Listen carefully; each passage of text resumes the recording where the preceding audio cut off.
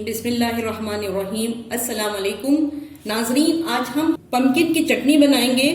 Pumpkin चूंकि बहुत ज्यादा पसंद नहीं किया जाता, लेकिन ये चटनी बहुत डिलीशियस होती है। तो आइए इसे हम बनाते हैं। देखिए, हमने इसमें पम्पकिन लिया है 100 ग्राम, और इसमें हमने एक पोटैटो को दोनों को मिला के यहाँ पर हमने कद्दूकश कर दिया है। इसमें बहुत कम मसाले जाएंगे। चुटकी भर जो है हमने इसमें रेड चिल्ली ली है, ये कश्मीरी मिर्च है, हल्दी है, रोस्टेड जीरा है और ये नमक है।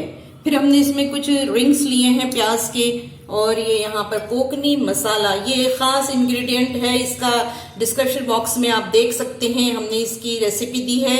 इसको हमने पानी में हल्का सा भिगो दिया है। तो आइए इसे तैयार करते हैं। यहाँ पे एक कढ़ाई में हमने तेल लिया है। देखिए, ये तेल जो है तकरीबन 1 टेबल स्पून है। इसमें हम थोड़ा सा तड़का लगाएंगे।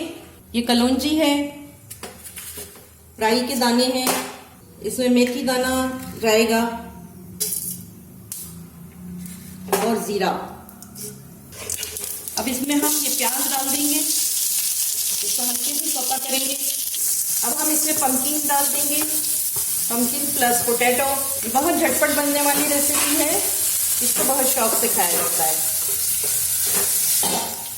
इसमें थोड़ा सा पानी डालेंगे और 2 मिनट के लिए हम इसको ढाँप देंगे। 2 मिनट हो चुके हैं, इसको हम खोल देते हैं। देखिए, तकरीबन डन हो चुका है ये। अब हम इसमें मसाले डालते हैं। इसमें तमाम मसाले डाल देंगे जो हम पहले ही बता चुके हैं आपको। इसको अच्छी तरीके से सौते करेंगे। इस स्टेज पे हम इसमें कोकनी मसाला मिलाएंगे। फिर इसमें हम थोड़ी सी इसमें चीनी मिलाएंगे,